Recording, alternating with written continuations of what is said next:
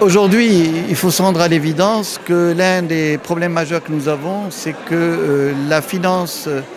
climatique reste orientée essentiellement vers les pays développés à travers le financement de la mitigation et au lieu d'accorder en fait plus d'importance à l'adaptation. Il y a d'abord un problème de mobilisation des fonds, mais le vrai problème, c'est surtout l'implémentation, c'est-à-dire la capacité pour nos pays, notamment les pays du Sud, à accéder à ces financements. Nous avons beaucoup insisté sur le fait qu'on devait renforcer la coopération Sud-Sud, agir dans le sens du renforcement aussi des capacités de l'accompagnement et aussi aller vers des solutions innovantes comme ce que nous avons fait au Maroc pour le dessalement de l'eau, où on a mis en place en fait le partenariat public-privé, où nous avons aussi renforcé et utilisé donc les fonds et notamment le fonds Mohamed VI qui est un fonds souverain pour pouvoir donc faciliter ce financement, mais aussi la Caisse de dépôt et gestion qui a joué un rôle important dans ce sens.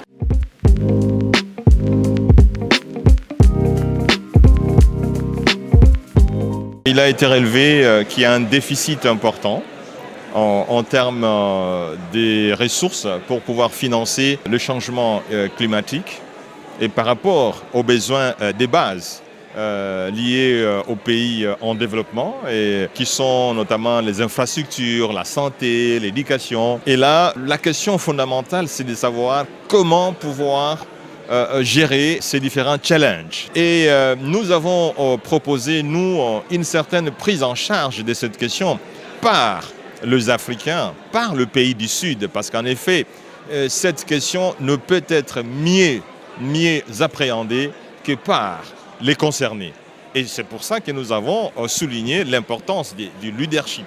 et la qualité de la vision, la qualité de la gouvernance. Les institutions multilatérales sont essentiellement dominées par le pays du Nord.